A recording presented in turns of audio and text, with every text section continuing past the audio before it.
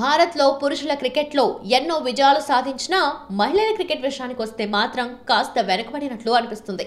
ఈ క్రమంలో భారత మహిళల క్రికెట్ జట్టు ఇప్పటి వరకు ఏ ఐసీసీ టైటిల్ కూడా గెలుచుకోలేదు. ఈ నేపథ్యంలోనే మహిళల కోసం కొత్తగా దేశవాళీ రెడ్ బాల్ టోర్నీ నిర్వహించాలని బీసీసీఐ నిర్ణయించినట్లు తెలుస్తోంది. దీని కారణంగా భారతదేశంలో మహిళల క్రికెట్ను విస్తరించడంలో ఇది మరింత సహాయపడుతుందని భావిస్తుంది. మార్చి 29 నుంచి పూణేలో మహిళల టోర్నమెంట్ను నిర్వహించాలని భారత క్రికెట్ నియంత్రణ మండలి నిర్ణయించిందని సమాచారం.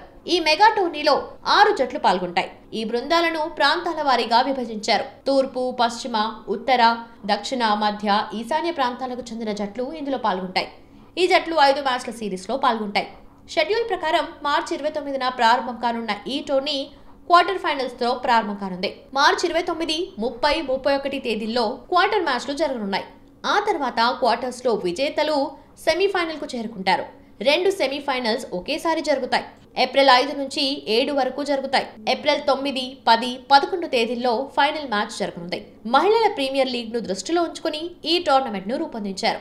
WPL 2024 టోర్నమెంట్ ఫైనల్ మ్యాచ్ మార్చి 17న న్యూఢిల్లీలోని అరుణ్ జైట్లీ స్టేడియంలో జరగనుంది. అందువల్ల 2 టోర్నమెంట్ల మధ్య 11 రోజుల విరామం ఉంది. ఈ క్రమంలో భారతీయ ఆటగాళ్లు విశ్రాంతి తీసుకోవడానికి రెడ్ బాల్ క్రికెట్ కు సిద్ధమయ్యేలా చూసుకోవాలని చెప్పినట్లు సమాచారం. ఈ క్రమంలో మహిళా క్రికెటర్ల కోసం మల్టీడే మ్యాచ్లకు హోమ్ ప్లాట్ఫామ్ ను అందించాలని బీసీసీఐ కోరుకుంటోందని తెలుస్తోంది. ఇటీవల జరిగిన టెస్టుల్లో ఇంగ్లాండ్, ఆస్ట్రేలియా వంటి పెద్ద జట్లను విమెన్స్ టీమిండియా ఓడించింది.